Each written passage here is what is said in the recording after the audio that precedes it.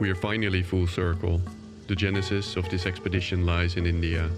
7 years ago, we rented an orange Vespa to ride through the South Indian tea fields.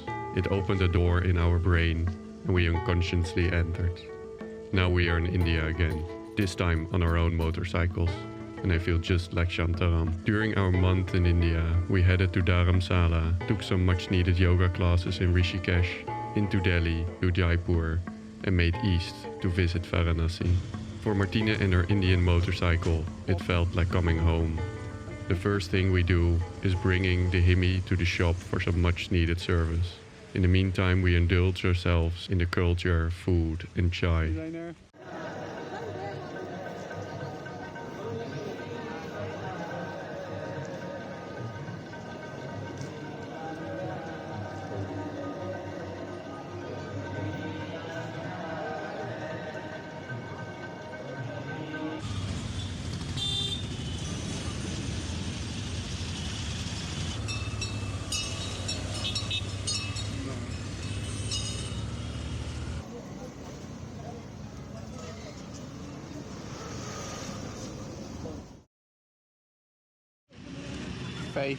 Voor ons ontbijt. Dat is echt 35 cent per persoon of zo. Het is echt heel chill.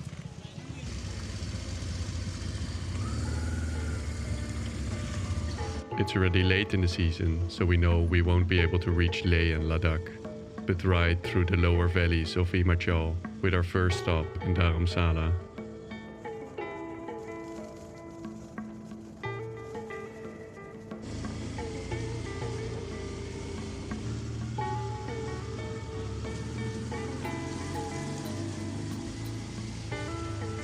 Hier de auto's stil laten staan.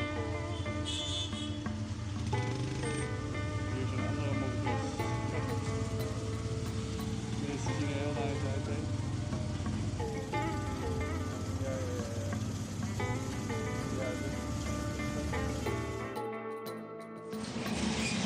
It's a cosmic coincidence that we arrived the day before the prayer session with the Dalai Lama, something that happens only twice per year. We are not allowed into the temple with any equipment.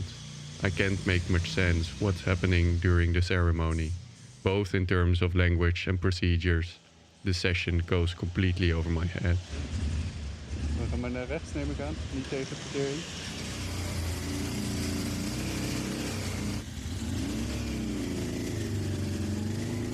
Oké.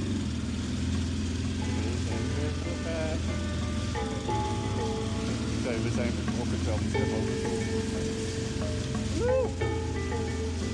Sorry, ik heb te veel suiker op. Ze hebben wel veel leuke honden hier. Het zijn niet van die zwerfhonden waarvan je helemaal akelig wordt. Nog een klein stukje door, waar we ook gisteren naar links zijn gegaan om naar de monastery te gaan. Ja, ze zeiden ook dat er een andere weg naar beneden is, maar ik weet niet waar die is. After the session, a Buddhist monk joins me as I looked lost in my cup of chai. Do you derive the pleasure of this ride from your heart or from your head? He asks me. My first reaction is to point to my head, rational as I am.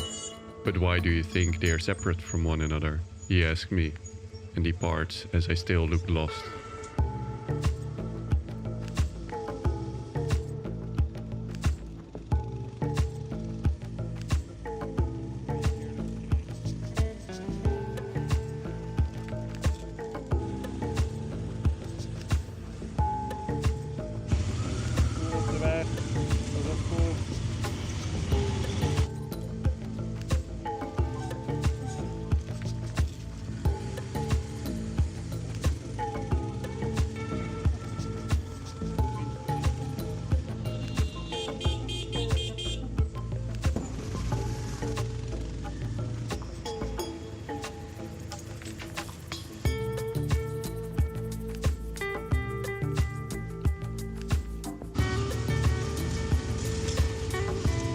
Waar we vanavond weer uitkomen.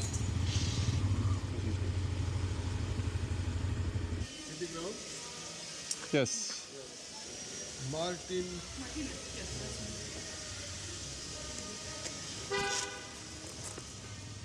We follow the mountain roads of Himachal Pradesh. Cattle, speeding oncoming cars, Strange narrow situations make this a dangerous affair.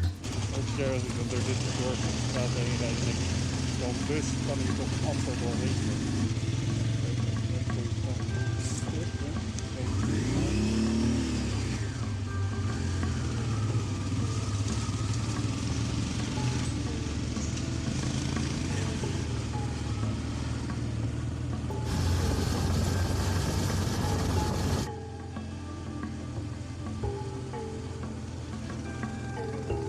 We turn off, trying to flee the busy traffic. The road becomes more and more narrow. The asphalt ends. We park our bikes and we continue the ascent on foot. The top of the temple appears among the trees. From the windows of the temple, the valley broadens out. Outside, time continues as usual, but not for this village. It's clear from the visible and invisible components, the hike has led us to a vacuum in this country.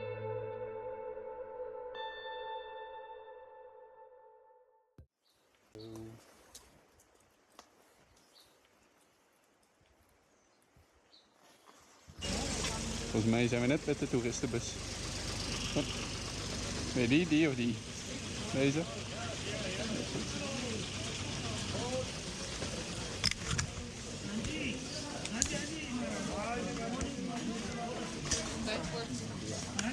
Nice. Every meal in this country is a feast. It doesn't matter where we are, there's always a dhaba close by, serving the most delicious food and masala chai. During the whole period, we never even considered cooking our own meals. With the narrow roads, we wanted to be ahead of the busy traffic and started early in the hopes not to encounter any large buses.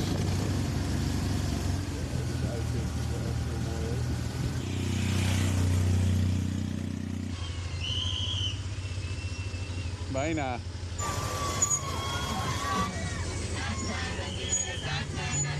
Dan kunnen wij er zo stiekem lang.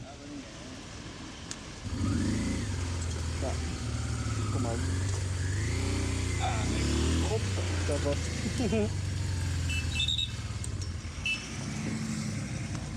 Nou, we hebben een steen weggehaald.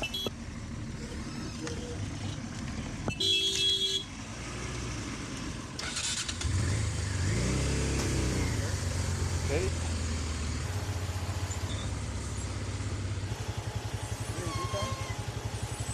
Man. Gozer, wat de fuck doen jullie nou? Ja, oké, laten we maar proberen langs te gaan dan.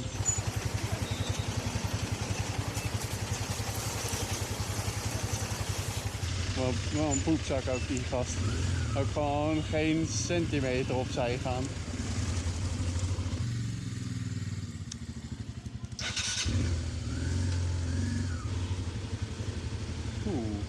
Wat ruikt hij naar?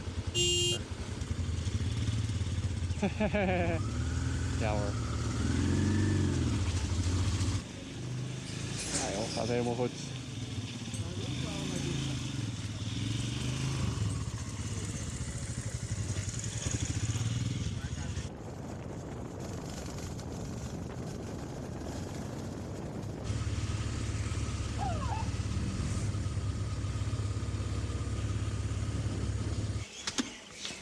Hallo, cool.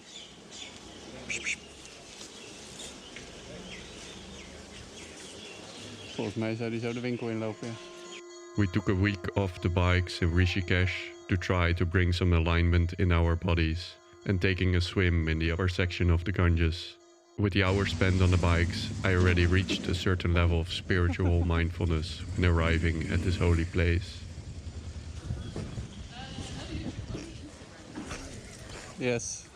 And due to all the harsh environments in the past months, Martine, her camera is broken. So we head to Delhi in order to have it repaired. Ik weet niet of ik in Varanasi in de Ganges ga zwemmen. We hop on our bikes. I roll in my earplugs and feel them expand in my ears. Little by little, I feel like I'm submerged underwater.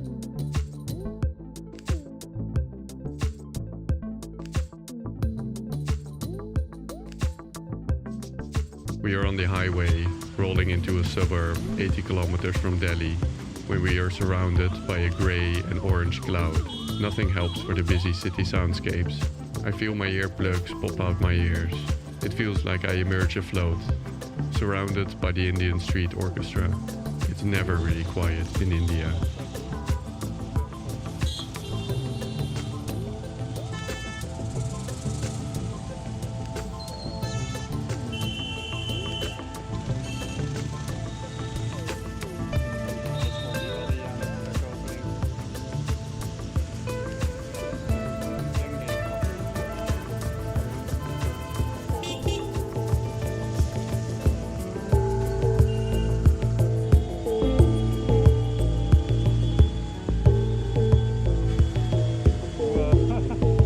De Italiaanse dude met de Transalp is er. Thank you very much.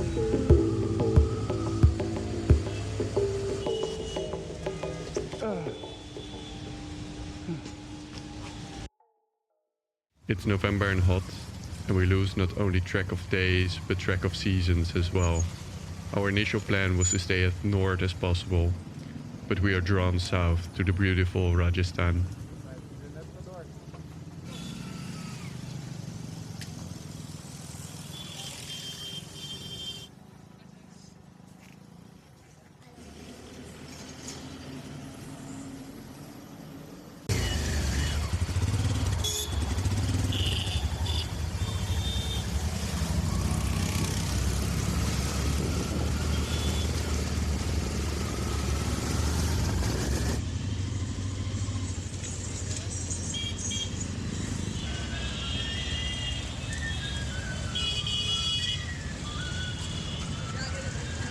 During our time in Jaipur, Martine has to travel back and forth to Delhi to pick up the repaired camera. We just didn't want to wait out the time in Delhi. It's a strange feeling. It's the only time we were not together during the whole trip. I browsed the internet to obtain a GPX file for some off-road tracks in the surrounding areas of Jaipur. Oké, dan maar wel de midden doorheen.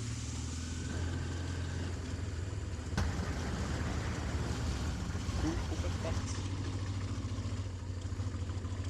Hallo.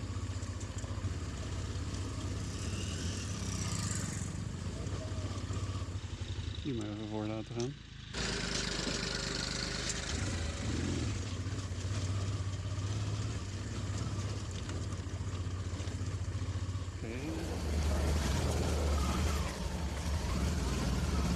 I do not only look lost, I'm actually lost.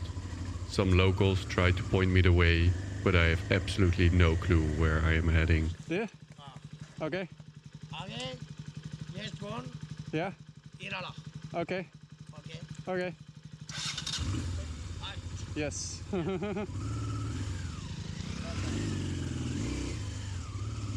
Geen idee.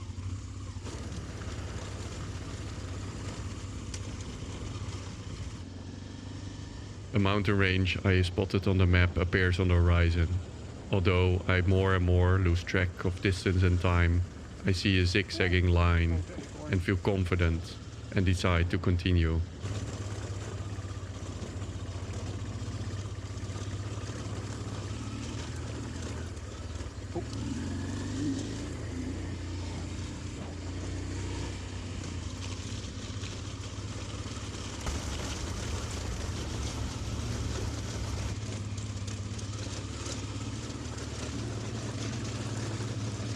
Nee, niet. Sorry. Kan ik hier niet verder? Met iemand een tempel dit?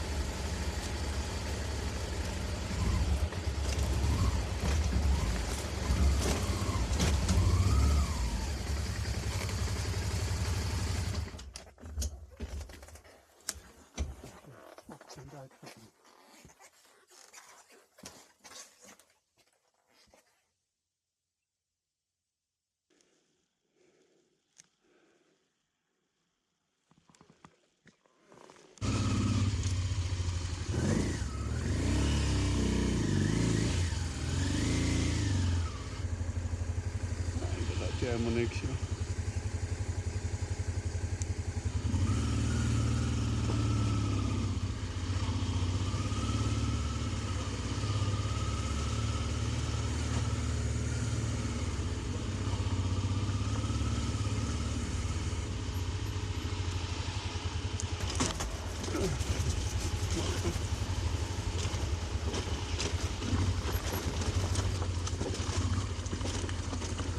Oké, nou, bedankt. Oké, tips. Mooie route. Reaching a dead end, I call it a day and return to Jaipur. Once again, I feel like Shantaram, cruising through India, feeling the hot evening air and embracing the chaos on the streets.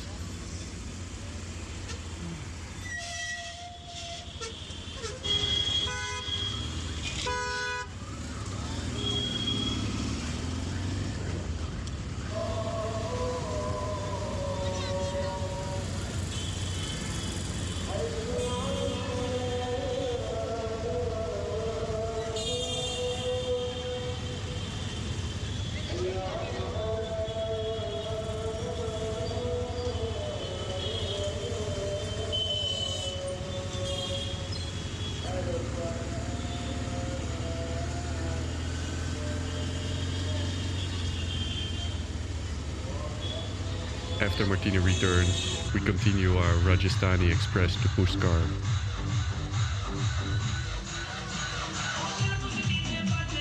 Met vuurwerk.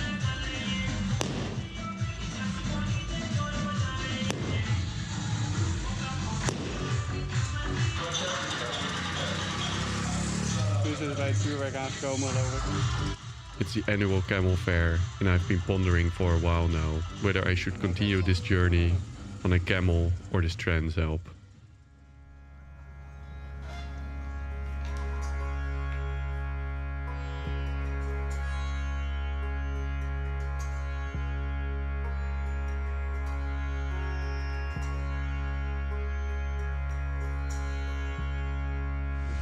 We explore the surrounding area of Pushkar in search of Alu Baba, of whom it is said he has been eating nothing but potatoes since ages. Oh. Je rijdt tegen me aan.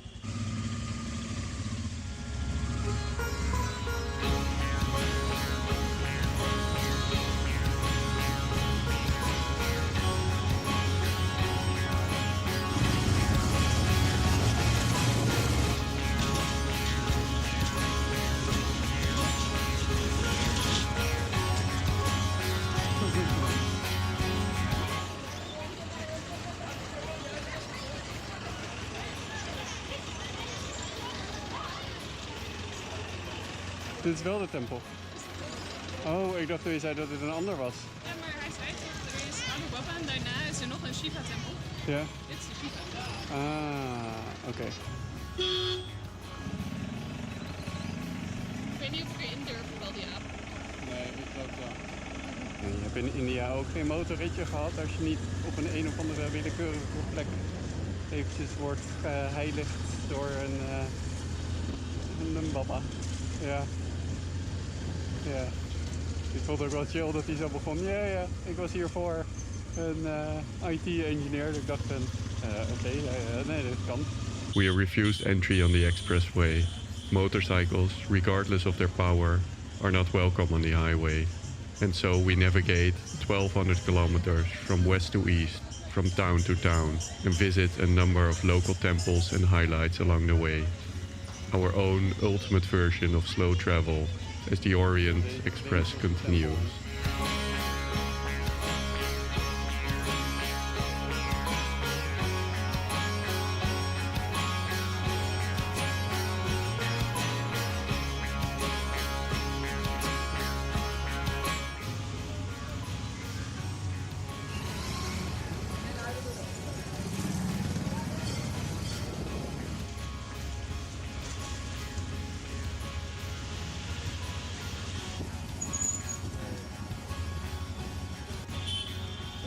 De melkboer op de brommer.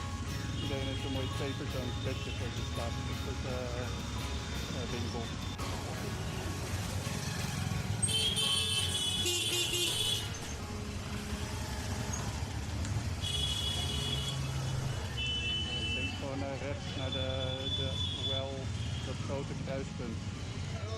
Hello. Whoa. I saw you in Pakistan. Yes, in Islamabad. All right. So the Casera is there, and Yeah. they have a parking also. It's about, the room was about €9, something like that. Oké. Ja, hij kwam een beetje over als een muziekdocent op de middelbare school.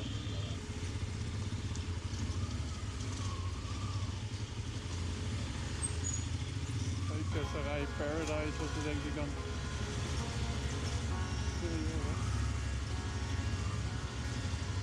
Oh ja, hier zit zijn motor.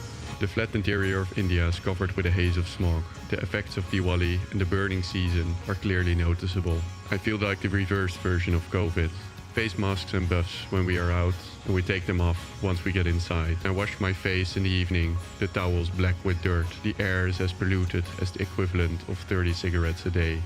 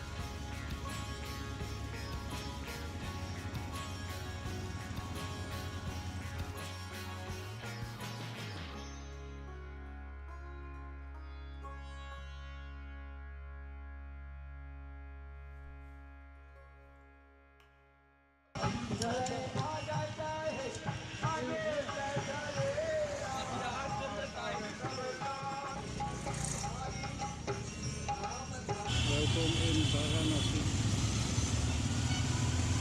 We eventually reach Varanasi as the evening arrives. It has already been a long day, and we have not yet found a hotel.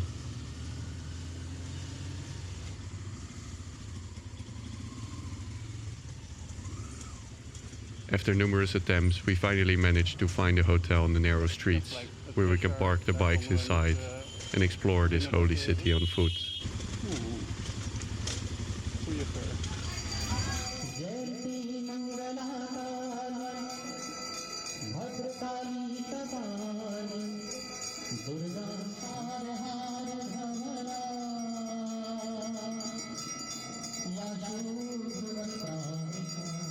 The saying, "you have to embrace the chaos in India," feels strange to me.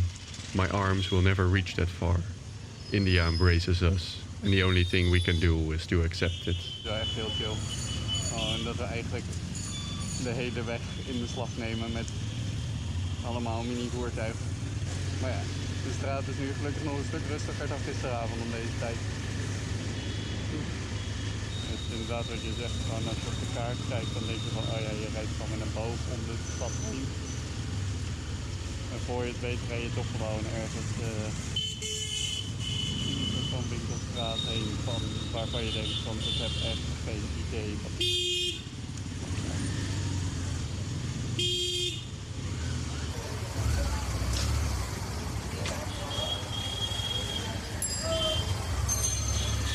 After 42 days and 4,000 kilometers in India, we made our way to the border with Nepal. Did we arrive at the end of our full cycle? I don't know. We decided it's better to keep traveling than to arrive.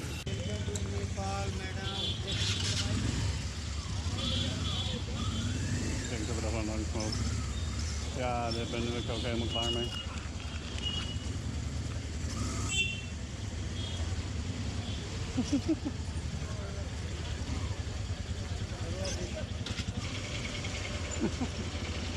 Waar is het?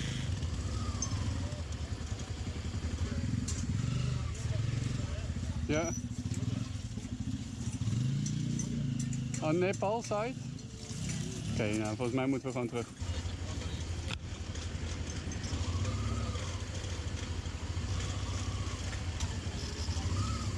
Zo, we kunnen weer verder. Ik